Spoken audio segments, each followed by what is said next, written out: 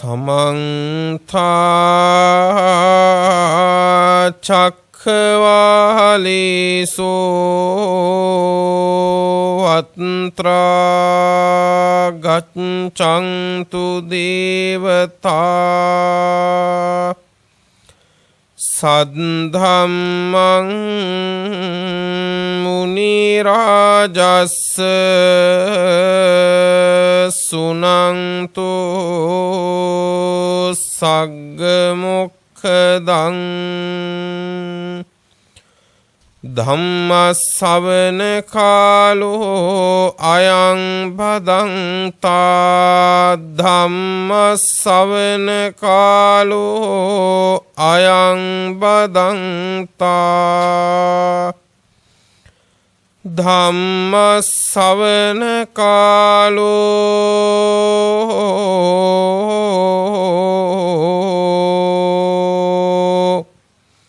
अयं भदन्ता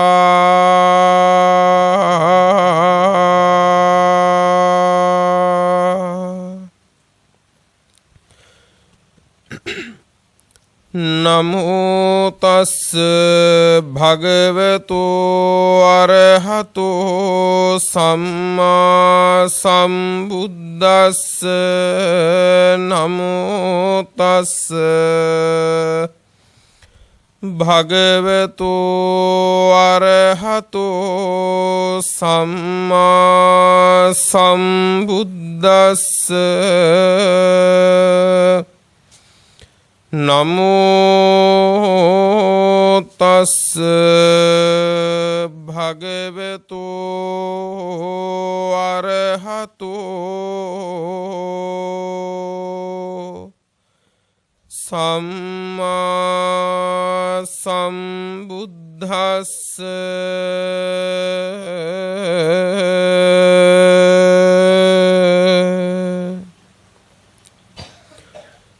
वनपन्थ परियायं वो भिक्खवे देशिसामि तं सुनाथ साधुकं मनसि करोत भासिसामीति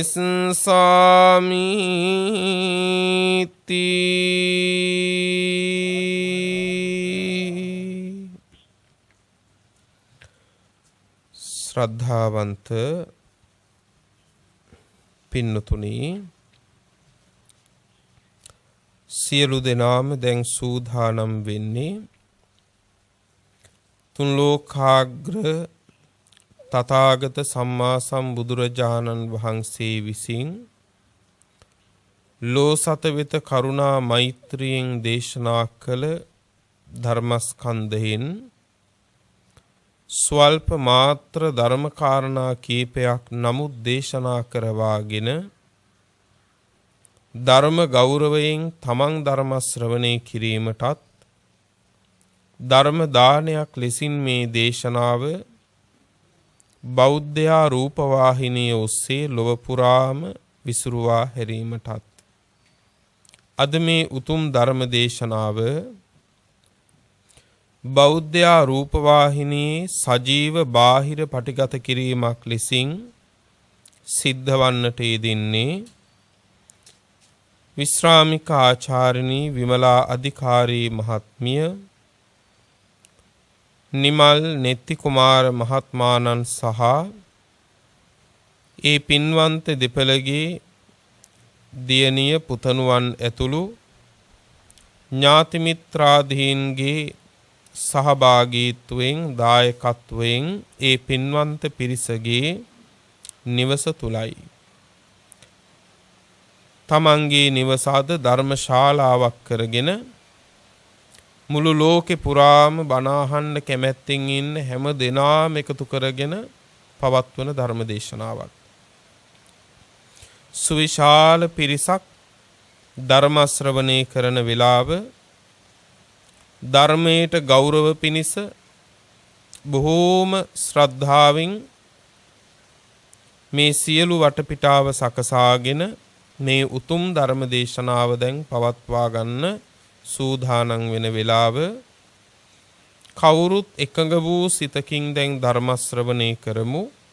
දේශනාවේ දායකත්වයේ දරන පින්වන්ත ඔබටත් ඔබේ දායකත්වයෙන්ම ලෝකේ පුරා බණ අහන හැමටත් උතුම් ධර්මාවබෝධයේ සුවසේම සිද්ධ වේවා කියන ප්‍රාර්ථනාවන් හිත තුළ ඇතිව කවුරුත් බණ අහමු. පින්වත්නි, අද මාතෘකා කළේ හරි ලස්සන සූත්‍ර දේශනාවක්. මේ සූත්‍ර දේශනාව සූත්‍ර පිටකයේ මජ්ක්‍ධිම නිකායටයි අයිති වෙලා තියෙන්නේ. මජ්ක්‍ධිම නිකායේ පළවෙනි පොත, දෙවෙනි පොත, තුන්වෙනි පොත කියලා කොටස් තුනක් තියෙනවා. පළවෙනි පොතටම මූල පණ්ණාසකේ කියනවා, දෙවෙනි පොතට මජ්ක්‍ධිම පණ්ණාසකේ කියනවා, තුන්වෙනි පොතට උපරි පණ්ණාසකේ කියලා කියනවා. පණ්ණාසකේ කියන්නේ 50 කියන එකයි. එතකොට මේ දේශනාව සඳහන් වෙන්නේ මජ්ක්‍ධිම නිකායේ පළවෙනි පොතට, ඒ කියන්නේ මූල පණ්ණාසකයට. මුල් සූත්‍ර 50ට තමයි මේ සූත්‍රය අයිති වෙන්නේ. ඒ මූල පණ්ණාසකයත් පින්නතුනේ කොටස් කීපයකට වර්ග කරලා තියෙනවා. ඒ වර්ග කිරීම අතර එක වර්ගයක් තමයි සීහනාද වර්ගය කියලා කියන්නේ. සීහනාද වර්ගය මජ්ක්‍ධිම නිකායේ මූල පණ්ණාසකයේ සීහනාද වර්ගයට තමයි මේ සූත්‍ර දේශනාව අයිති. සූත්‍ර දේශනාවේ නම පින්වත්නි වනපත්ත කියන සූත්‍ර දේශනාව. සූත්‍රයේ නම වනපත්ත කියන සූත්‍ර දේශනාව.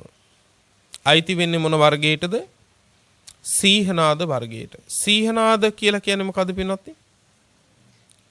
සිංහනාදයක්. සිංහනාදයක් කරන්න පින්වත්නි සැබවින්ම සිංහරාජයෙක්. කියන්නේ සිංහ වේශය ගත්තු කෙනෙක් නෙමෙයි, සැබෑම සිංහරාජයෙක් තමයි පින්වත්නි සිංහනාදයක් කරන්නේ. සිංහනාදයක් කරනකොට පින්වත්නි සිද්ධ වෙන දේවල් කීපයක් තියෙනවා. ඒ තමයි වනයේ ඉන්න සිංහ රාජයෙක් පින්නතුනේ සිංහනාද කරනකොට සියලු සත්ව ප්‍රජාව පින්නතුනේ වෙවුලන්න පටන් ගන්නවා. වනයේ ඉන්න සියලු සත්වයෝ වෙවුලනවා, තැති ගන්නවා පින්වත්නි. වෙවුලනවා, තැති ගන්නවා විතරක් නෙවෙයි, සිංහ රාජයෙක් සිංහනාදයක් කළාම ඒ වෙවුලන වනයේ සත්වයෝ පින්නතුනේ තම තමන්ට රැකවරණයේ තියෙන තැන්වලට රිංග ගන්නවද නැද්ද? තමන්ට රැකවරණයක් තියෙන තැනකට රිංග ගන්නවා.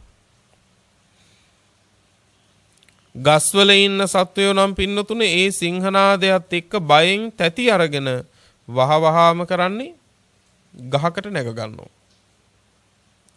ගුල්වල ඉන්න සත්වයෝ නම් පින්නතුනේ ඒ සිංහනාදය අහපු ගමන්ම බයෙන් සන්ත්‍රාසයෙන් තැති අරගෙන වෙවුලලා වහවහාම රිංග ගන්නවා පින්නතුනේ ගුලකට.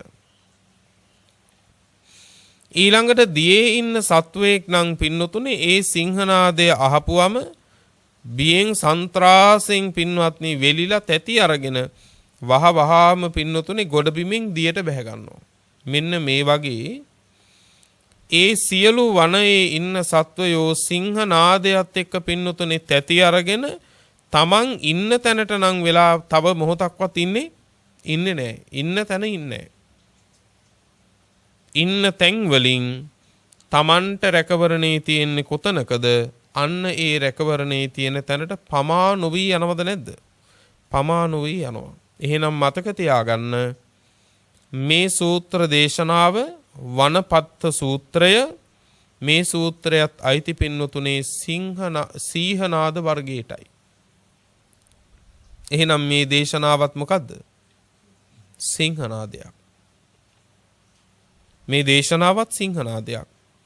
මේ දේශනාව නැමැති සිංහනාදය අවසන් වෙනකොට සැබවින්ම පින්නතුනේ හුඟක් අය තැති ගන්නවා. මේ දේශනාව හරියට ශ්‍රද්ධාවෙන් ඇහුවොත් මේ දේශනාව හරියට වටහා ගන්න ඇහුවොත් සැබවින්ම තැති ගන්නවා පින්නතුනේ. තැති අර ගන්නවා විතරක් නෙවෙයි. තමන් ඉන්න තැන්වල දැන් ඉන්න තැන් ආරක්ෂිත නැහැ කියලා තේරුම් ගත්තම මොකද කරන්නේ? ආරක්ෂාව තියෙන තැනකට යනවා. ඒ කියන්නේ ජීවිතයේ තියෙන අඩුපාඩු මේවා මේ තරම් අනතුරු කියලා දැනගත්තට පස්සේ වහාම තමන්ගේ ඒ දුර්ගුණ අයින් කරගෙන දුබලතා අයින් කරගෙන පින්නතුනේ තමන්ගේ රැකවරණය පිණිස ජීවිතේ පවත්වා ගන්න අපි අදිෂ්ඨාන කරගන්නවා. ඒ වැඩපිළිවෙල පටන් ගන්නවා. අන්න එහෙම ඉන්න තැන්වල නොඉඳ රැකවරණයක් තියෙන තැනකට යන්න පුළුවන් වෙන සිංහනාදයක් තමයි පින්නතුනේ වනපත්ත කියන සූත්‍ර දේශනාව. හැබැයි ඉතින් මෙච්චර සිංහනාදයක් අහලත් පින්නතුනේ හිටපු තැන ඉන්නවනම් අඩුම තරමේ ඒ අඥානයා සිංහනාදයක් කියලාවත් තේරුම් ගන්න බැරි කෙනෙක්. නේද? සිංහනාදයක් කියලාවත් තේරෙන්නේ නැති වෙන්න පැහැෙනවා. ඒ නිසා මේකෙන් තමන් ඉන්න තැන කොතනද රැකවරණේ තියෙන තැන කොතනද කියලා හොඳට තේරුම් අරගෙන පින්වත්නි අප්‍රමාදීව තමන්ගේ රැකවරණය හදාගන්න උත්සාහවන්ත වුණොත් හොඳයි. පින්වත්නි තථාගත සම්මා සම්බුදුරජාණන් වහන්සේ මේ දේශනාව කළේ සවැත් නුවර දෙව්රම් වෙහෙරේදී. මේ ශාසනයේ අග්‍රදායක වෙච්ච අනාථපිණ්ඩික මහ සිටුතුමා විසින් කරවපු මනරම් විහාරයේ තමයි පින්නතුනේ ජේතවනාරාමයේ. උන්වහන්සේගේ බුද්ධ ජීවිතයේ වැඩිම වස් කාල සීමාවක් ගත වුණේ පින්නතුනේ ජේතවනාරාමයේ. බුදුරජාණන් වහන්සේ ජේතවනාරාමයේ තමයි පින්වත්නි මේ දේශනාව කළේ. බුදුහාමුදුරුවෝ දේශනා කළා වනපත්ත පරියායන් වූ භික්කවේ දේසිස්සාමි. මොකද්ද මේ වනපත්ත කියන එකේ තේරුම? සූත්‍රයේ නමත් මොකද්ද? වනපත්ත සූත්‍රය. වනපත්ත කියලා කියන්නේ වන සෙනසුන් පිළිබඳ ක්‍රමය කියන එකයි.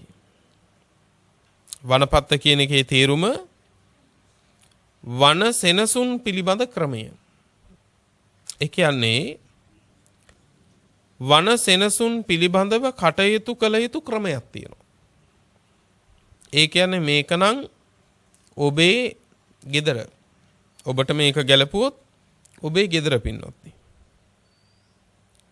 දැන් මේ දේශනාව තථාගත බුදුරජාණන් වහන්සේ දේශනා කළේ මහා සංඝ රත්නයේට. හැබැයි පින්වන්ත ඔබ තම තමන්ට ගැලපෙන ප්‍රමාණ වලින් මේක තමන්ට ගලපා ගන්න දක්ෂ වෙන්න ඕනද නැද්ද? තම තමන්ට ගලපා ගන්න දක්ෂ වෙන්න ඕනේ. බුදුහාමුදුරුවෝ වදාලා වනපත්ත පරියායන් වූ භික්කවේ දේසිස්සාමි. මහණෙනි නුඹලට වනපත්ත පරියාය. ඒ කියන්නේ වන සෙනසුන් පිළිබඳ වූ ක්‍රමය. දේසිස්සාමි දේශනා කරන්නෙමි. තං සුනාත එය අසව්. ඊළඟට කියනවා සාදුකං මනසිකරෝත. මනාකොට අසව් අහලා මෙනෙහි කරව්. භාසිස්සාමි දේශනා කරන්නෙමි කියලා බුදුහාමුදුරුවෝ පටන් ගත්තා. මොකද්ද දේශනා කරන්නේ? වන සෙනසුන් පිළිබඳ ක්‍රමය. වන සෙනසුන් පිළිබඳ ක්‍රමය. පින්වත්නි බුදුරජාණන් වහන්සේ දේශනා කරනවා මහණෙනි මේ ශාසනයේ ශ්‍රද්ධාවෙන් ගිහිගේ හැරදාලා ආපු යම් භික්ෂුවක් ඉන්නවා. ශ්‍රද්ධාවෙන් ගිහිගේ හැරදාලා ආපු යම් භික්ෂුවක් ඉන්නවා. අන්න ඒ භික්ෂුව යම් වනසෙනසුනකට වඩිනවා. ඒ කියන්නේ තමන් සේනාසනයකට විහාරයකට වඩිනවා. යම් වනසෙනසුනකට වඩිනවා. දැන් කුමක් සඳහාද වනසෙනසුනකට වඩින්නේ?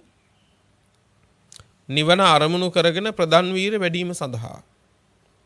බුදුහාමුදුරුවෝ දේශනා කරනවා හැබැයි මහණෙනි ඒ භික්ෂුව පැවිදි වෙලා මේ ශාසනයේ යම් වනසෙනසුනකට වැඩම කළාට පස්සේ ඒ වනසෙනසුනේදී අනුපට්ඨිතා චේව සතින උපට්ඨති නූපන් සිහිය උපදින්නේ නැත්තම්. ඒ කියන්නේ මෙතෙක් ඉපදිච්ච නැති සිහිය ඒ සෙනසුනට වැඩියට පස්සෙත් උපදින්නෙත් නැත්තම්. දෙවෙනි කාරණේ කියනවා අසමාහිතං ච චිත්තං න සමාධියති. මෙතෙක් කාලයක් එකඟ නොවිච්ච හිත ඒ සෙනසුනට වැඩියා කියලත් එකඟ වෙන්නේ නැත්තම්. එතකොට දැන් කාරණා දෙකක් කියනවා. හොඳින් මේ කාරණා ටික අහගන්න. යම් වනසෙනසුනකට වැඩියට පස්සේ අනුපට්ඨිතා චේව සති න උපට්ඨති. මෙතෙක් ඉපදිච්ච නැති සිහිය උපදින්නෙත් නැත්තම්. ඊළඟට කියනවා අසමාහිතං ච චිත්තං න සමාධියති. මෙතෙක් එකඟ වෙච්ච නැති හිත එකඟ වෙන්නේ නැත්තම්. ඒ කියන්නේ නූපන් සමාධිය උපදින්නෙත් නැත්තම්. තුන්වෙනි කාරණේ කියනවා අපරික්ඛීනාච ආසවා න පරික්ඛයං ගච්ඡති. දුරු වෙච්ච නැති කෙලෙස් ටික දුරු වෙන්නෙත් නැත්තම්. දුරු වෙච්ච නැති කෙලෙස් ටික දුරු වෙන්නෙත් නැත්තම්. අනනුපත්තං ච අනුත්තරං යෝගක්කේමං නානුපාපුනන්ති. නොපැමිණි නිවනට අවබෝධ වෙච්ච නැති නිවන අවබෝධ වෙන්නෙත් නැත්තම්. දැන් ශ්‍රද්ධාවෙන් ගිහිගේ හැර දාලා පැවිදි වුණා. ඒ පැවිදි වෙන්නේ මතක තියාගන්න සමහර අවස්ථාවන් වලදී පින්නතුනේ සමහර පින්වන්ත ගිහි ඇත්තෝ කියනවා සාමුදුරුවන්ට වඩා ගිහි අය හොඳයි කියලා. මොන කරුණු නිසා කියනවද කියලා තේරෙන්නේ නැහැ. ඒකට වෙන දෙයක් කියන්න ඕනකමක් නැහැ. පින්වත්නි භික්ෂුවක් මේ ශාසනයට එන්නේ සුළුපටු පරිත්‍යාගයක් කරලා නෙමෙයි. යම් භික්ෂුවක් යම් වයසකදී ගිහිගේ හැරදාලා එළියට බහිනවා නම් අප්පංවා ඥාති පරිවට්ටං පහය. තමන්ගේ ඉන්න නෑදෑ පිරිවර ටික දෙනෙක් වුණත් ඒ ටික දෙනත් අත්හැරලා ඉන්නේ. මහන්තංවා ඥාති පරිවට්ටං පහය. මහත් වූ ඥාති පිරිවරක් ඉන්නවා නම් ඒ මහත් වූ ඥාති පිරිවරත් අත්හැරලා තමයි ඉන්නේ.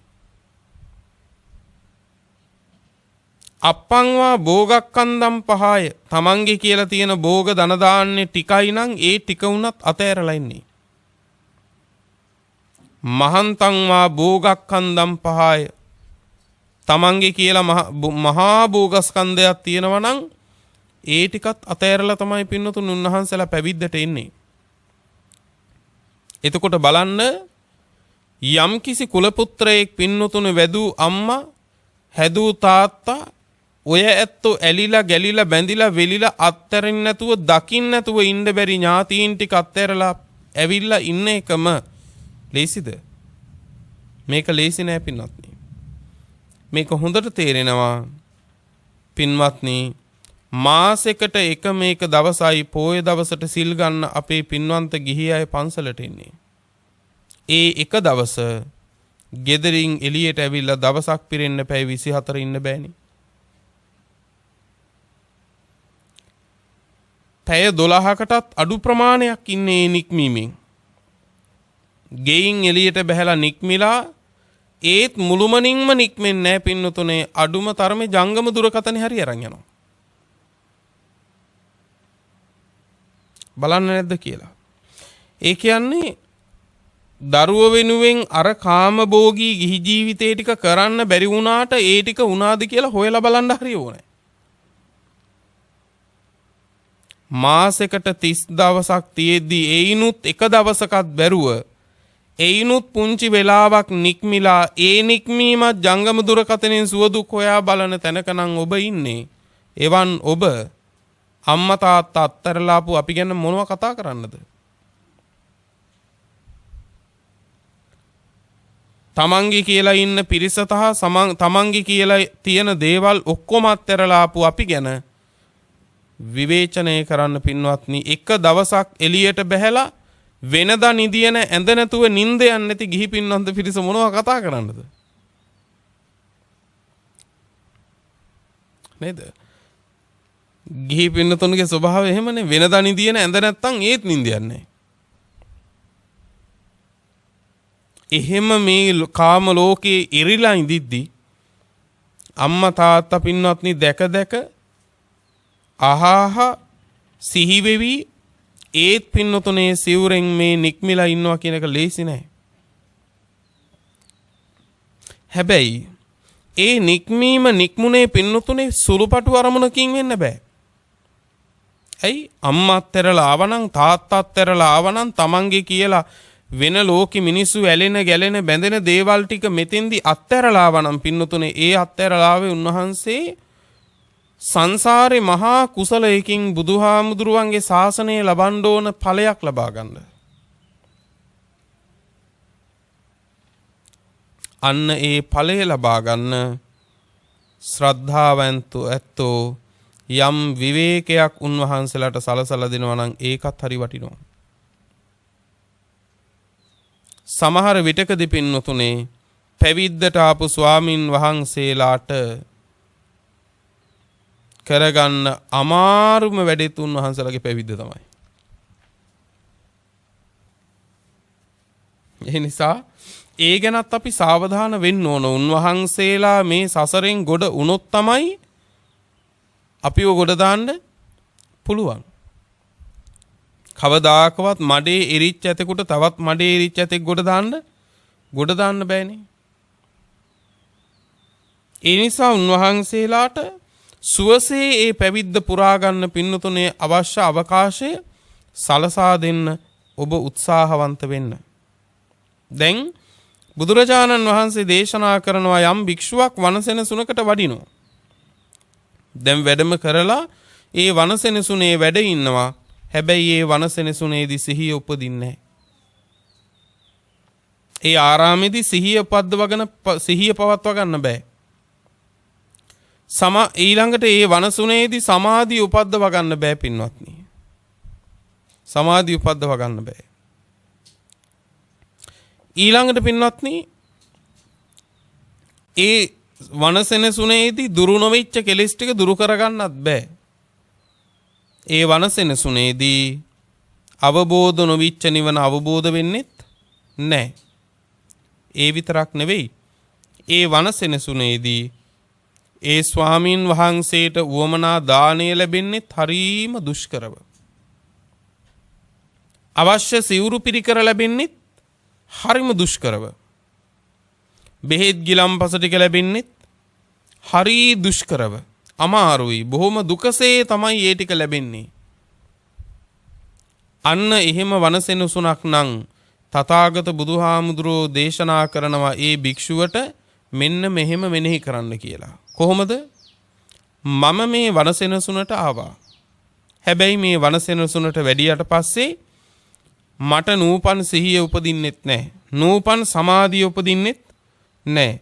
කෙලෙස් ධර්ම ටික දුරු වෙන්නෙත් නැහැ. නිවන අවබෝධ වෙන්නෙත් නැහැ. ඒ විතරක් නෙවෙයි. දාන ටික හරියට ලැබෙන්නෙත් නැහැ. සිවුරු පිරිකර ටික හරියට ලැබෙන්නෙත් නැහැ. බෙහෙත් ගිලම්පසක්වත් හරියට ලැබෙන්නෙත් නැහැ. අන්න එහෙම කල්පනා කරලා කිසිත් ඵලයක් නැත්තම් බුදුරජාණන් වහන්සේ අවවාද කළා ඒ භික්ෂුවට මොකද්ද? රෑ හරි දවල් හරි ඒ වනසෙනසුන අත්හැරලා යා යුතුයි.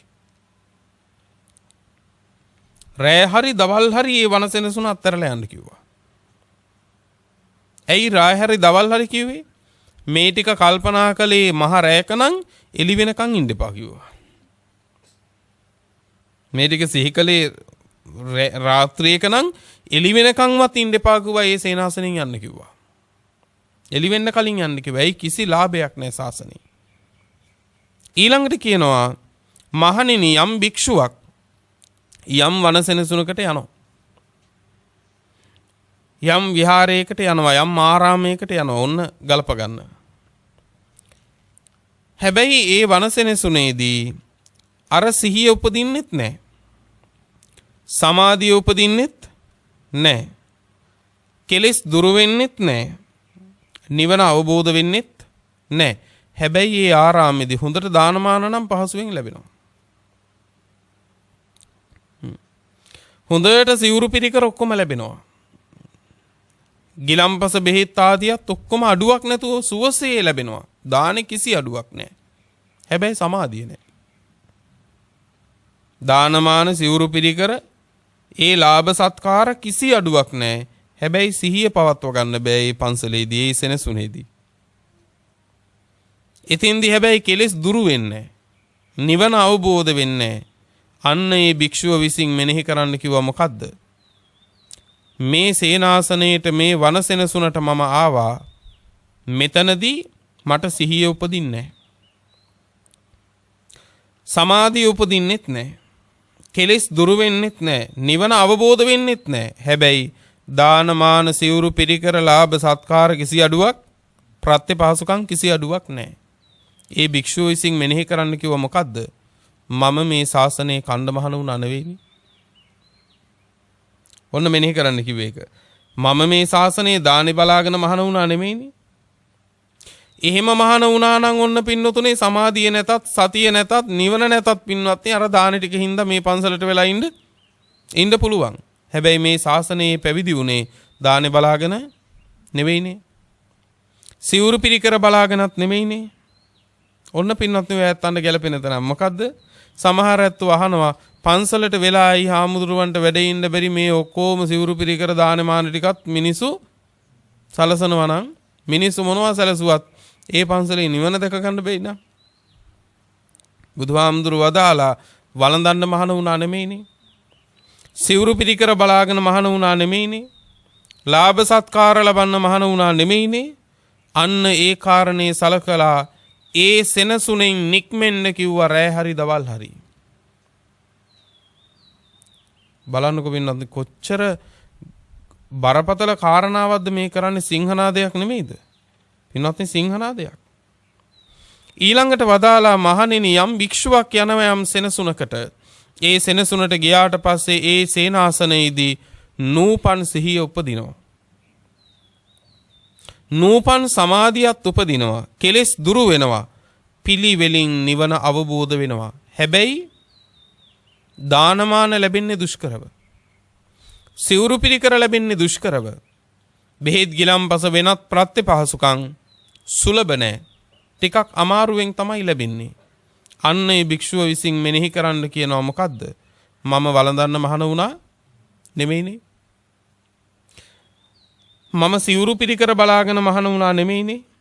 මහණ වුණේ යම් සිහියක් උපද්දවා ගන්න නම්, යම් සමාධියක් උපද්දවා ගන්න නම්, යම් ක්ලේශ ධර්මයක් දුරු කර ගන්න නම්, යම් නිවනක් අවබෝධ කරන්න නම් මේ සේනාසනයේදී ඒ ටික සිද්ධ වෙනවා. එහෙනම් බුදුහාමුදුරුව වදාලා දානමාන සිවුරු පිරිකර දුෂ්කර වුණත් ඒ සේනාසනේ නම් දාලා වඩින්න එපා කිව්වා. ඒ සේනාසනේ දාලා වඩින්න එපා කිව්වා. හැබැයි බලන්නකෝ අපි කොච්චර දුර්වලද කියලා පින්නතුනේ මේ කාරණෙන් දඹදිව වඳින්න ගියත් පින්නතුනේ හොයන්නේ කැම ටික ගැනනේ. ඒ නිසා දඹදිව පින්නතුනේ වන්දනා කරන්නට පින්වතුන් එක යනවා කිව්වාම ඒකේ දාන්නා වූ සුදුසුකම් ලැයිස්තුවේ දාන එකක් තමයි ප්‍රනීත සිංහල ක්‍රමයට ආහාර පාන කියලා. කන්නම උපන් જાතියක් වගේ. බුදුන් උපන් දේශයේ අවුරුදු 6ක් එක දවසක් පින්වත්නි මුං ඇටයක් වළඳලා වැඩ ඉඳලා ඒ එහෙම වීරියක් ගත්ත උත්තමයා ඒ වීරිය කරපු තැන බලන්න යන ගමනේදී අපිට බත් එක නිවිලා තියෙන්න බැරි පින්වත්නි වීරිය පිරිහිච්ච જાතියක් නේ. එහෙව් ශ්‍රාවකයෝ කොතනින් වීරයක් ආරම්භ කරන්නද මේ ශාසනයේනේ? හිතන්න බලන්න මේවා. අද අපි බලන්නේ සියල්ලට කලින් සිහියවත් සමාධියවත් කෙලෙස් දුරු වෙන එකක්වත් නෙවෙයි. එතන ගියපුවම කණ්ඩ තියනවද, හොඳට නිදියන්ට ඇඳන් තියනවද, දාඩිය දානවා නම් ෆෑන් තියනවද? අපි ටික හොයන්නේ ලාභ සත්කාර ගොඩ. මේ ලෝකයාට මේ නිවන් මගේ සුවය ආද විඳින්න නැත්තේ ඒකයි පින්වත්නි. වෙහෙසක් විතරක් ඉතුරුයි, සුවයක් නැහැ පින්වත්නි. ඊළඟට අන්තිමට කියනවා යම් සේනාසනයකට වැඩම කරපුවාම ඒ සේනාසනයේදී සිහියත් උපදිනවා නම්, සමාධියත් උපදිනවා නම්, කෙලෙස් දුරු වෙනවා නම්, නිවනත් අවබෝධ වෙනවා නම්, ඒ වගේම ඒ සේනාසනයේදී දානමාන සිවුරු පිරිකර ආදී ප්‍රත්‍යපහසුකමුත් අඩුවක් නැතුව පහසුවෙන් ලැබෙනවා නම් මොන හේතුවෙන්වත් ඒ සේනාසනය අත්තරින්න අත්තරින්න එපා කිව්වා. ඇයි? දාන හින්දා නෙමෙයි. ඉතින්දි සමාධිය උපදින නිසා. සිහිය උපදින නිසා. ඒ වගේම පින්නතුනේ ප්‍රත්‍යපහසුකම් වල අඩුවකුත් නැති නිසා. බලන්න වන සෙනසුන් පිළිබඳ ක්‍රමයේ පින්නොත්නි. දැන් හිතන්නකෝ ඔබ වාසය කරන ඔබේ ගෙදර මොන තරම් සම්පත් තිබුණත් මොකද පින්නතුනේ හිතේ සහනයක් නැත්තම්? ඔබේ ගෙදර මොන තරම් පින්වත්නි දැසිදස් කම්කරුවෝ ඇතිව පින්වත්නි මහා රජ මැදුරු වල සැප විඳගෙන සිටු මැදුරු වල සැප විඳගෙන ඉන්න ඔබ භෞතික සම්පත් මොන තරම් වෙනස් කරගත්තත් පින්නතුනේ ඔබේ ගෙදර ඇතුලේ පින්නතුනේ මොහොතක් හිතේ එකඟව ඉන්න නැත්තම් මතක තියාගන්න ඔබේ වාසස්ථානය සුදුසු තැනක් නෙමෙයි. මේ දේශනාව කියන්නේ මේක ඔබට ගලප ගන්න එපා. නමුත් අපි විමසලා බලන්නේ මේ ගෙදර කොහොමද සමගියෙන් ඉන්නේ කියන එකවත් මේ ගෙදර කොහොමද හිත එකඟ කරගන්නේ කියලාවත් නිහඬ බව පවත්වා ගන්න කොහොමද කියන එකවත් නෙවෙයි. අපි බලන්නේ ගෙදරට තව බඩු ටිකක් පුරව ගන්න කොහොමද කියලා. බුදුහාමුදුරුවෝ අත්තරින්න කිව්ව දේ අපි එකතු කරන ප්‍රතිපදාවක ඉන්නේ. ඊළඟට මේ සූත්‍රයේ ඔය ක්‍රමයටම කියනවා ගම ගැන. නියම් ගම ගැන. නගරය ගැන. අන්තිමට කියනවා පින්නතුනේ හරි ලස්සන කාරණයක්. මහණෙනි යම් භික්ෂුවක් ඉන්නවා. ඒ භික්ෂුව යම් පුද්ගලයෙක් ඇසුරු කරගෙන වාසය කරනවා. යම් පුද්ගලයෙක් ඒ භික්ෂුව ඇසුරු කරන්නේ භික්ෂුවක් වෙන්නත් පුළුවන්, ගිහි පින්වතෙක් වෙන්නත් පුළුවන්. ඔබ ඇසුරු කරන්නේ භික්ෂුවක් වෙන්නත් පුළුවන්, තවත් ගිහි කෙනෙක් වෙන්නත් පුළුවන්. බුදුහාඳුරු දේශනා කරනවා යම් භික්ෂුවක් යම් පුද්ගලයෙක්ව ඇසුරු කරගෙන වාසය කරනවා. ඒ පුද්ගලයා ඇසුරු කරගෙන වාසය කරනකොට හැබැයි නූපන් සිහිය උපදින්නේ නැහැ. ඒ පුද්ගලයා ඇසුරු කරගෙන වාසය කළා කියලා සිත එකඟ වෙන්නෙත් නැහැ. ඒ පුද්ගලයා ඇසුරු කරගෙන වාසය කළා කියලා දුරු කළ යුතු කෙලෙස් දුරු වෙන්නේ නැහැ පින්නතුනේ. කෙලෙස් වැඩෙනවා. ඒ පුද්ගලයා ඇසුරු කරගෙන වාසය කළා කියලා නිවනක් අවබෝධ වෙන්නේ නැහැ. සසර වැඩෙනවා. එහෙම ඇසුර තියෙනවනේ නේද? එහෙම ආශ්‍රයන් තියෙනවා පින්වත්නි. සිහියක් උපදින්නෙත් නැහැ. කුසල සිතක එකඟ භාවයේනේ සමාධිය කියන්නේ. එහෙම සමාධියක් උපදින්නෙත් නැහැ. කෙලෙස් දුරු වෙන්නෙත් නැහැ. නිවන අවබෝධ වෙන්නෙත් නැහැ. ඒ වගේම ඒ පුද්ගලයා නිසා දානයක් මානයක් සිවුරු පිරිකරක් ආදී කිසිම ප්‍රත්‍යපහසුකමක් ලැබෙන්නෙත් නැහැ. තථාගතයන් වහන්සේ වදාලා මහණෙනි ඒ භික්ෂුව විසින් ඒ පුද්ගලයාව රෑ හරි දවල් හරි නොකියාම අත්හැරලා යන්න ඕනි කිව්වා. රෑ හරි දවල් හරි නොකියම අත්හැරලා යන්න කිව්වා. නොකියාම. ඇයි නොකියම යන්නේ? බලන්න මේ වචන වලින් තේරුම් ගන්න ඕනේ මේක කොච්චර බරපතල කාරණයක්ද කියලා. ඒකනේ මේ නොකියාම යන්න කියන්නේ. නොකියාම යන්න කියන්නේ කියලා ගියොත් ගියපු තැනකට හරි එන්න පුළුවන් හින්දා. ඒ පුද්ගලයා ඒ තරම් බාධාවක් නිවන් මගට. කියන්නවත් එපා කිව්වා යන තැන. හිතන්න බලන්න. අපි මේවා ගැන සැලකිලිමත්ද? නේද? අපිට ඇසුරු කරන්න ලැබෙන කෙනාගෙන් සිහිය ඇති වෙනවද සිහිය නැති වෙනවද? සමාධිය උපදිනවද තියෙන එකඟභාවයක් නැති වෙනවද? කෙලෙස් දුරු වෙනවද කෙලෙස් වැඩෙනවද? නිවන උපදිනවද තියෙන නිවනත් නැති වෙනවද? සිහිය උපදින්නේ නැත්තම් සමාධිය උපදින්නේ නැත්තම් කෙලෙස් දුරු වෙන්නේ නැත්තම් නිවන ඒ පුද්ගලයා නිසා උපදින්නේ නැත්තම් මතක තියාගන්න ඒ මිනිස්සයාගෙන් කිසි ප්‍රත්‍යපහසුකමකුත් නැත්තම් අත්හැරලා යන්න කිව්වා රෑ හරි දවල් හරි කියන්නේවත් නැතුව. ඊළඟට වදාලා මහණෙනි යම් භික්ෂුවක් යම් පුද්ගලයෙක් ඇසුරු කරගෙන වාසය කරනවා. ඒ පුද්ගලයා ඇසුරු කරගෙන වාසය කරනකොට සිහිය උපදින්නේ නැහැ. සමාධිය උපදින්නේ නැහැ. කෙලෙස් ටික දුරු වෙන්නෙත් නැහැ. නිවන අවබෝධ වෙන්නෙත් නැහැ. හැබැයි මේ මිනිස්යාගේ ඇසුර තියාගෙන ඉන්න නිසා හොඳට දාන මාන සිවුරු පිරිකර ලාභ සත්කාර ආදී නම් හොඳට ලැබෙනවා. එම ඉන්නවනේ සමහර අයව ඇසුරේ තියාගෙන ඉන්නෙම පින්නතුනේ ටික බලාගෙන. ලාභ සත්කාර බලාගෙන. නේ. දැන් එතකොට මොකද්ද දේශනා කරන්නේ? සිහිය උපදින්න නැත්නම් යම් කිසි මිනිසෙක් ඇසුරු කරනකොට සමාධිය උපදින්න නැත්නම් කෙලෙස් දුරු වෙන්නේ නැත්නම් නිවන අවබෝධ වෙන්නේ නැත්නම් හැබැයි මේ පුද්ගලයා ඇසුරු කරනකොට ලාභ සත්කාර නම් හොඳට ලැබෙනවා. බුදුහාමුදුරු වදාලා මෙනෙහි කරන්න කියලා මොකද්ද? මම මේ දානේ බලාපොරොත්තුෙන් පැවිදි වුණා නෙමෙයිනේ. මම මේ සිවුරු පිරිකර බලාපොරොත්තුෙන් ඒව උදෙසා මහාන වුණා නෙමෙයි.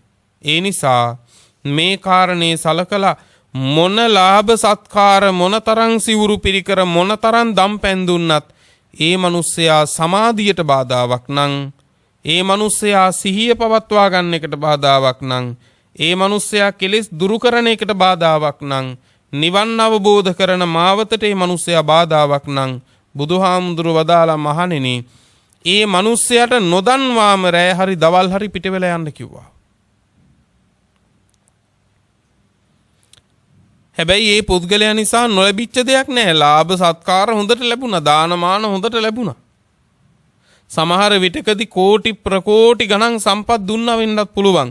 හැබැයි මේ මිනිස්සයා හින්දා සමාධිය තියෙන්නේ නැත්තම් සිහිය තියෙන්නේ නැත්තම් කෙලෙස් දුරු වෙන්නේ නැත්තම් නිවන අවබෝධ වෙන්නේ නැත්තම් බුදුහාමුදුරුව වදාළ නොකියම යන්න කිව්වා. නොකියම යන්න කිව්වා.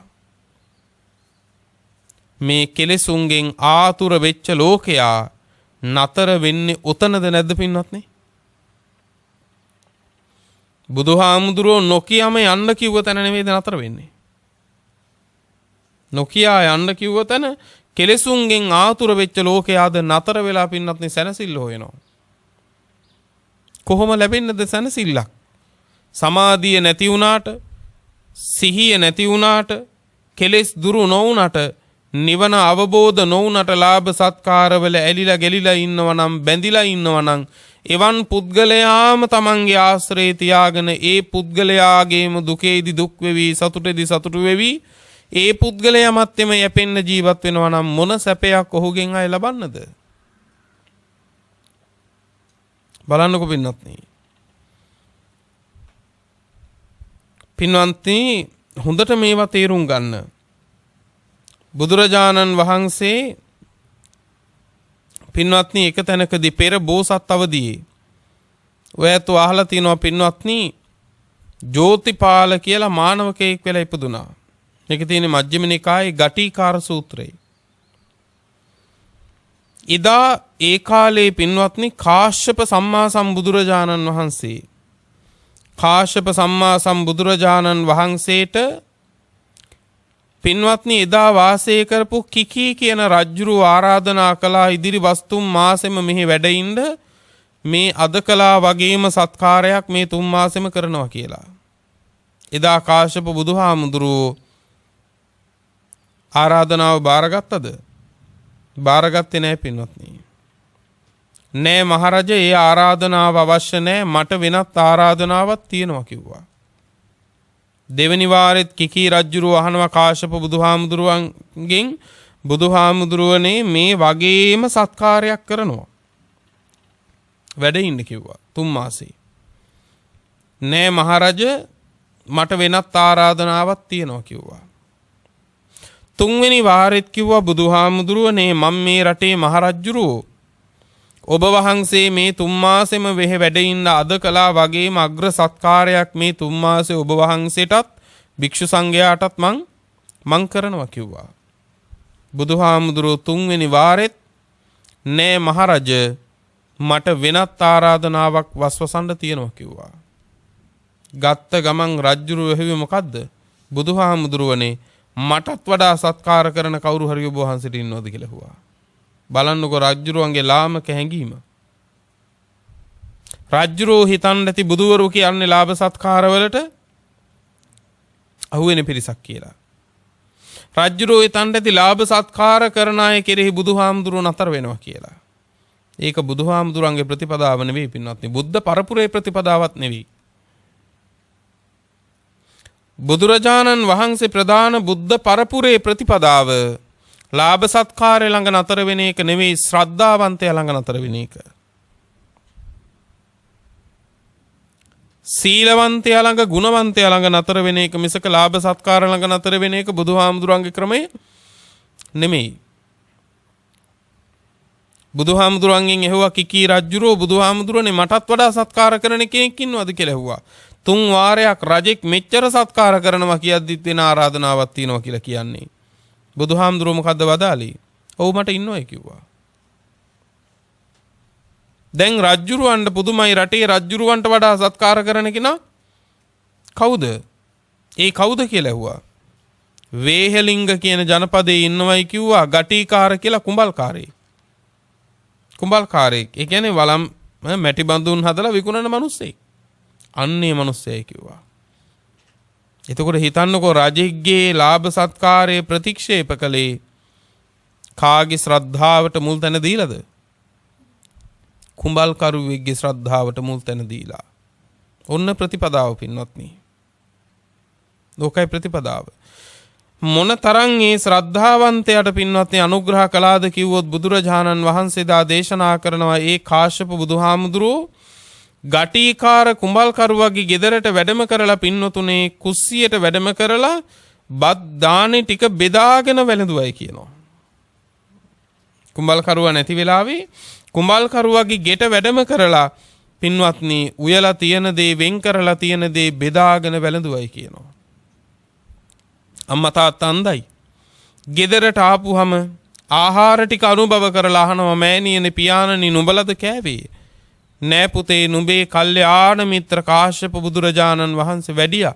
උන්වහන්සේ තමයි ගෙටම වැඩම කරලා බෙදාගෙන වැළඳුවේ කිව්වා. බුදු කෙනෙක් ගෙදරට වැඩම කරලා බෙදාගෙන වළඳන්ට.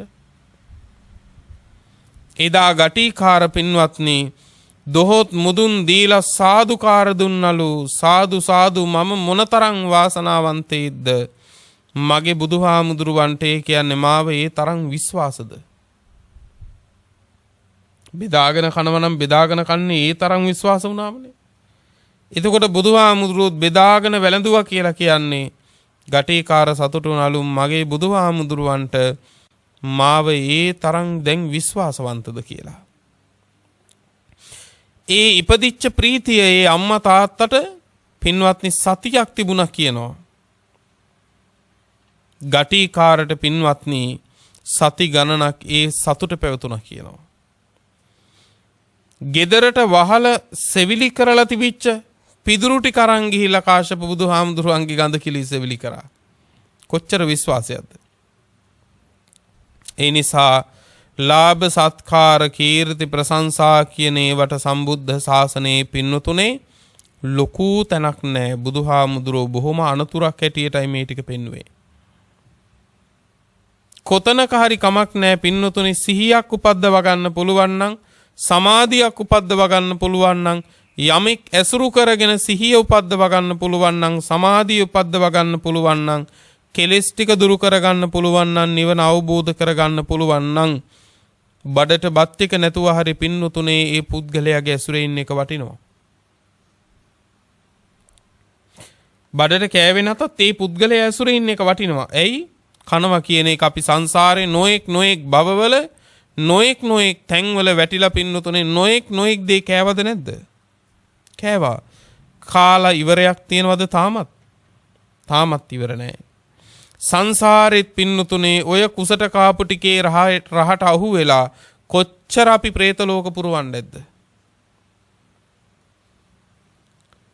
බඩ පුරවන්න කියලා කනකොට පින්නතුනේ මේ දිවේ ගෑවිච්ච ටිකට දැනිච්ච රසයට ඇලුනම ගැලුනම බැඳුනම පින්නතුනේ මොන තරම්නම් ඒකේ කර්ම විපාකයෙන් പ്രേත ලෝකවල සෙමසුටු කන්නේ නැද්ද? මල මූත්‍ර කන්නේ නැද්ද? പ്രേත ලෝකවල වැටිලා. එනිසා සම්බුද්ධ ශාසනයක් පවතින වෙලාවෙත් පින්වත්නි ලොකුම කාරණේ ආහාර පාන ටික වුණොත්, අඳින පළඳින එක වුණොත් පින්වත්නි ඒ ශාසනයෙන්ුත් ඵලයක් නම් ලබන්න වෙන්නේ නැහැ පින්වත්නි.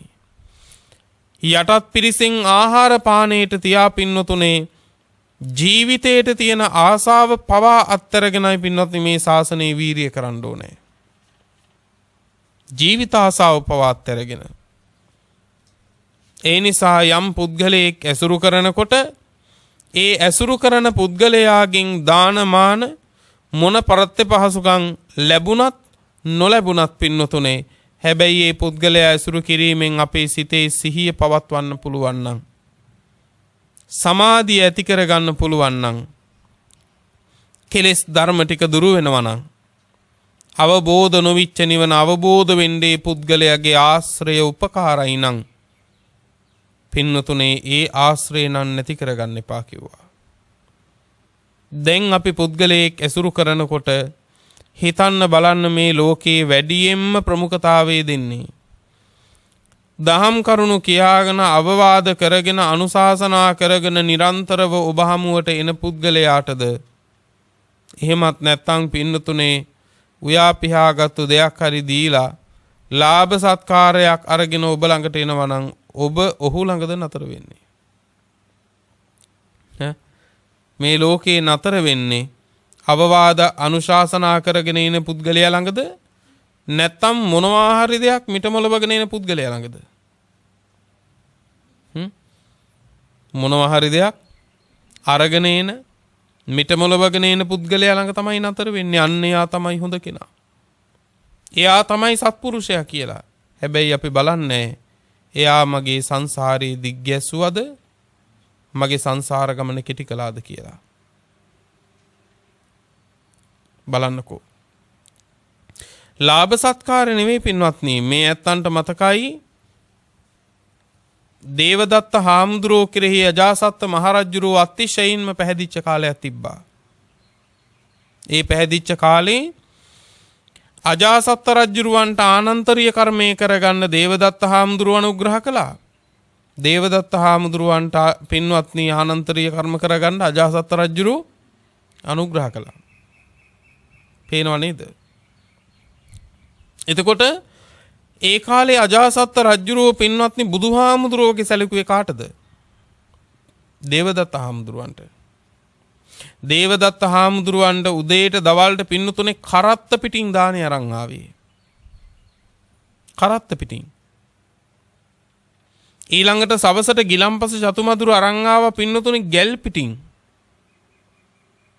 සිවුරු පිරිකර කරත්ත පිටින් අරන් ආවේ.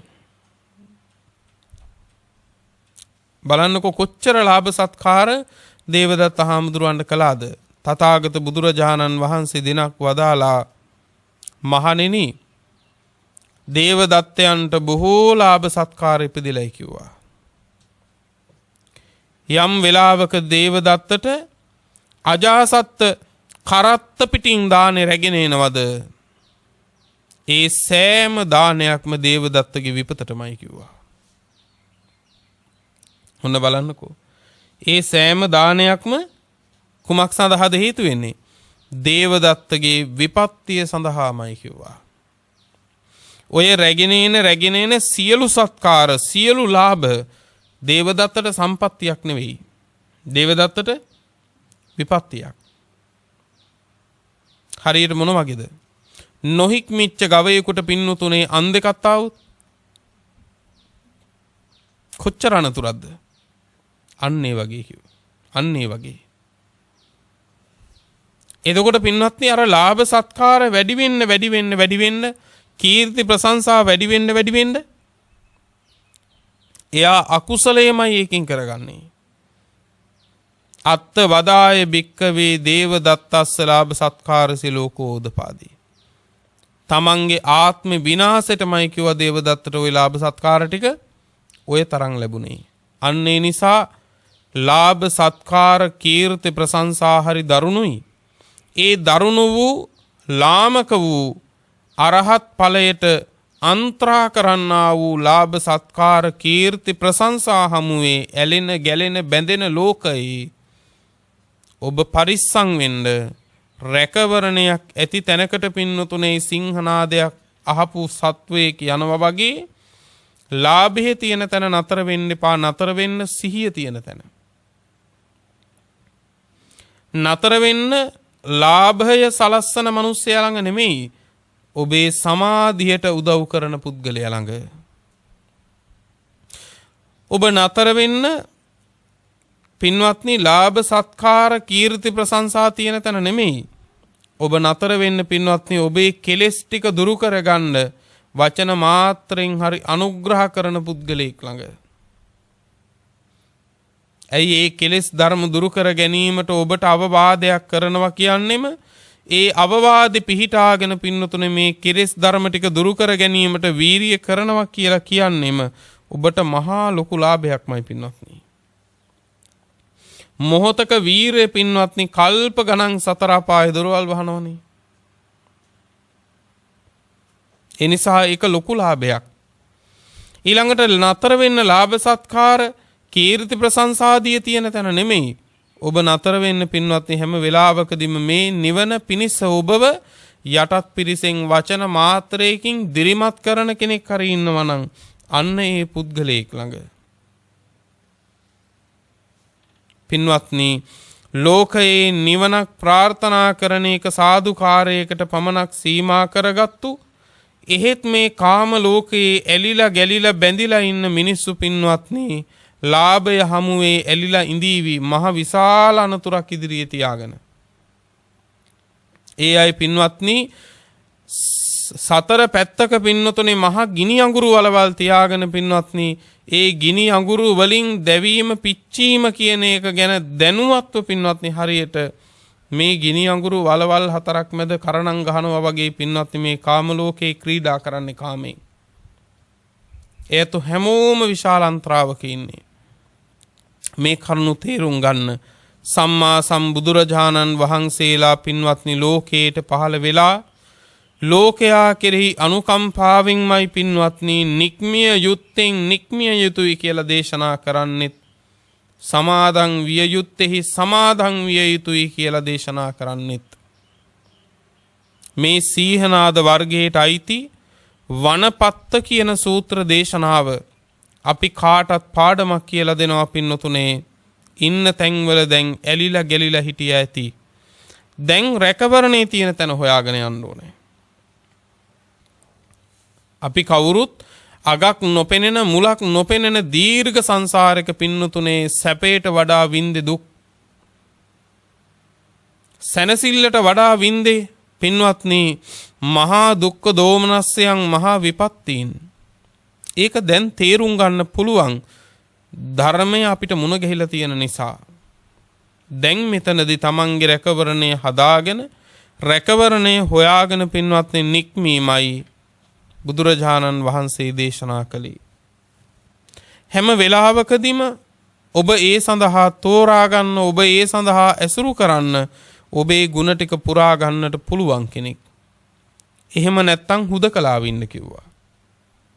ඇසුරට සුදුස්සෙක් නැත්තම් ඉන්න කිව්වේ කොහොමද? හුදකලාව. සමහර අය කියනවා අනේ මට එහෙම ඕනේ නැහැ මං දන්නවා කවුරු එක වුණත් ඉන්න විදිහ කියලා. එහෙනම් බුදුවරු එහෙම දේශනා කරන්නේ නැහෙනි පින්වත්නි. එහෙම බුදුවරු දේශනා කරන්නේ නැහෙනි. එහෙමනම් පින්වත්නි බුදුරජාණන් වහන්සේ දේශනා කරනවා ඔතනදී ඕනම කෙනෙක් ඇසුරු කරන්න හිත පරිස්සම් කරගෙන කියලා. ඔව් එහෙමත් දේශනා කරනවා. නමුත් බුදුහාමුදුරුවෝ ඍජුවම දේශනා කරනවා ඇසුරට සුදුසු කෙනා නැත්තම් හුදකලා වාසය හොඳයි කියලා. එයි සුදුසු කෙනෙක් නම් ඇසුරට ඉන්නේ එයින් කාරණයක් බලාපොරොත්තු වෙන්න පුළුවන්. මොකද්ද? තමන්ගේ ಗುಣ දියුණු වෙනවා කියන එක. ඇසුරට සුදුසු කෙනෙක් නම් ඉන්නේ පින්වත්නි ಗುಣ දියුණු වෙනවා කියන එකක් බලාපොරොත්තු වෙන්න පුළුවන්. හැබැයි ඇසුරට නුසුදුසු කෙනෙක් නම් ඇසුරු කරන්නේ. එතකොට මොකද වෙන්නේ? තියෙන ಗುಣ ටිකත් පිරිහෙනවා කියන එක තමයි බලාපොරොත්තු වෙන්න ඕන. දැන් ඇසුරට සුදුසු කෙනෙක් නැත්තම් හුදකලාව ඉන්නේ කියලා ආවේ මොකද්ද? අමුතු ගුණයක් වැඩුණේ නැතත් පින්නතුනේ තියෙන ගුණ ටික හරි පරිස්සම් වෙන හින්දා. ඒකත් ලාභයන්නේ. නේද? නුසුදුසු කෙනා ඇසුරු කිරීමෙන් තියෙන ගුණත් නැති කරගන්න එකට වඩා හොඳයි තියෙන ගුණ ටිකවත් අමුතු ගුණ වැඩිවීමක් නැතත් තියෙන ගුණ ධර්ම ටිකවත් සුරක්ෂිත කරගෙන රැකගෙන පින්වත්නි හුදකලා වාසය ඒක බොහෝම හොඳයි. හැබැයි එකවරම තීරණය කරන්න එපා අන්න ඒකනේ මං හුදකලාව ඉන්නේ කියලා. එතකොට තියෙන ගාන විතරයි. පිරිහෙන එකට වඩා ඒකත් හොඳයි. හැබැයි උත්සාහවන්ත වෙන්න ඕන පින්නතුණු ගුණ ධර්ම ටික වඩා දියුණු කරගන්න. ඒකට බුදුවරු අපිට අනුකම්පාවෙන්ම පින්නතුනේ නොවරදින මාවතක් දේශනා කරලා තියෙනවා. පිරිසිදු නිර්වුල් පරිශුද්ධ වූ මාර්ගයක් පිළිවෙතක් අපිට දේශනා කරලා තියෙනවා. ඒ නිසා තථාගත සම්මා සම්බුදුරජාණන් වහන්සේ වදාළ පරිද්දෙන් දැන් තමන් යා යුතු තැන හොඳට තීරණය කරගන්න. ඇසුරු කළ යුතු කෙනා කොහොම කෙනෙක්ද කියන එක හොඳට තීරණය කරගන්න.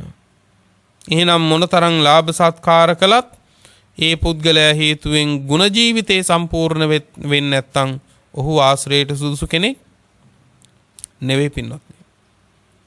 ඒ නිසා ගුණ ටික පිරෙන්න ඕන. ශාසනයේ අප්‍රමාදීව පිළිවෙත් පුරා ගන්න ඉන්න තැනත් ඇසුරු කරන පුද්ගලයාත් ඒ හැම දෙයම පින්වත්නි සුදුසු තැන් බවට සුදුසු අය බවට පත් කරගන්න ඕනේ. එහෙම වුණාම තමයි මේ ශාසන ප්‍රතිපදාව සුවසේ පුරා ගන්න පුළුවන් වෙන්නේ. අප විසින්ම දුෂ්කර මාර්ගයන් තෝරාගත්තොත් මතක තියාගන්න පුරන්න හදන පිළිවෙත අපි විසින්ම දුෂ්කරතා ඇති කරගත්තු තැනක් වෙනවා. ඒ නිසා අසත්පුරුෂයාත් එක්ක සැපවත් මාවතක් බලාපොරොත්තුවෙන් යන එකට වඩා හොඳ අසත්පුරුෂයා දුරු කරලා සත්පුරුෂයා එක්ක පින්වත්නි සැපවත් නිවන් මඟක් අනුගමනය කරන එකයි.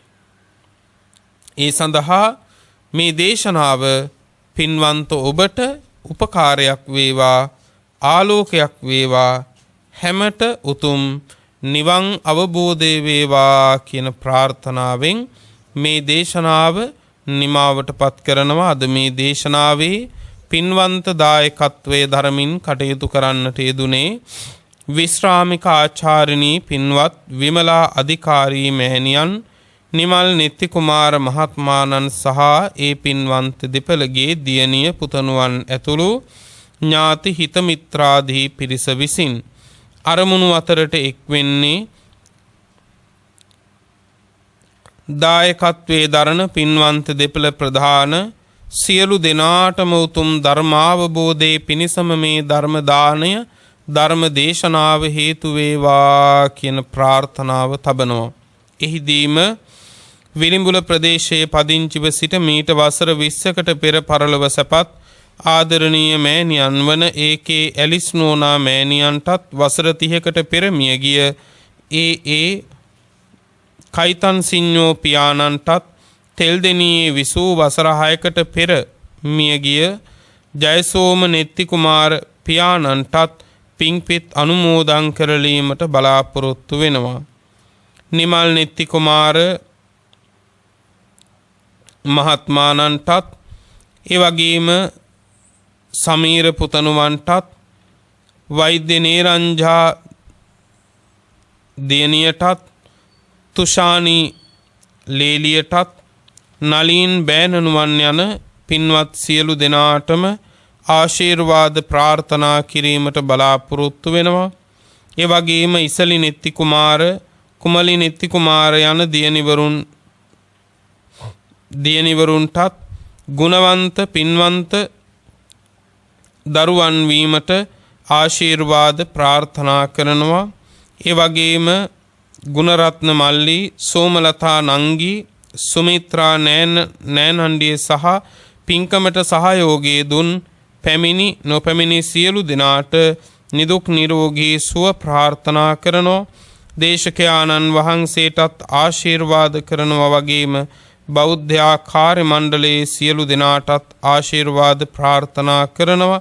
අපවත් වේ වදාළ පරම පූජනීය දරණාගම කුසල ධම්ම නායක මාහිමියන් වහන්සේ ප්‍රධාන අපවත් වී වදාළ මහා සංඝරත්නයටත් පිළියන්දල පදිංචිව සිට මීට වසර 12කට පෙර පරලොව සැපත් සුමනා වරුස විතාන මෑණියන්ටත් පින්පෙත් අනුමෝදන් කරන්නට බලාපොරොත්තු වෙනවා. වගේම පිළියන්දල පදිංචි එන් වරුස විතාන මහත්මාණන්ටත් නිදුක් නිරෝගී සුවත් ලැබේවා කියලා ආශිර්වාද ප්‍රාර්ථනා කරන්නට බලාපොරොත්තු වෙනවා.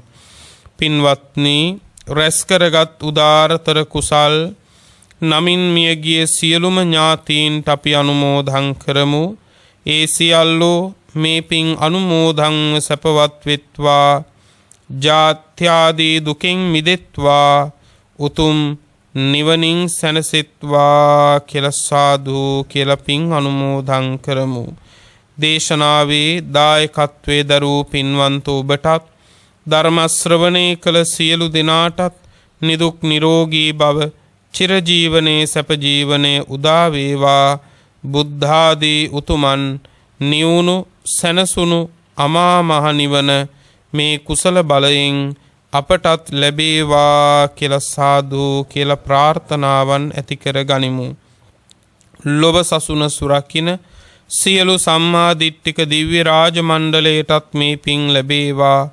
ප්‍රාර්ථනීය බෝධීන් මුදුන්පත්ව උතුම් නිවනින් දෙවියෝද සැනසෙත්වා කියලා සාදු කියලා දෙවියන්ටත් පින් අනුමෝදන් කරමු. ආකාසට්ඨා ච බුම්මට්ඨා දේවා නාග මහිද්దికා පුඤ්ඤං තං අනුමෝදිත්වා චිරං රක්ඛන්තු ලෝක සාසනං චිරං රක්ඛන්තු ධම්ම දේශනං චිරං රක්ඛන්තු ත්වං සදා.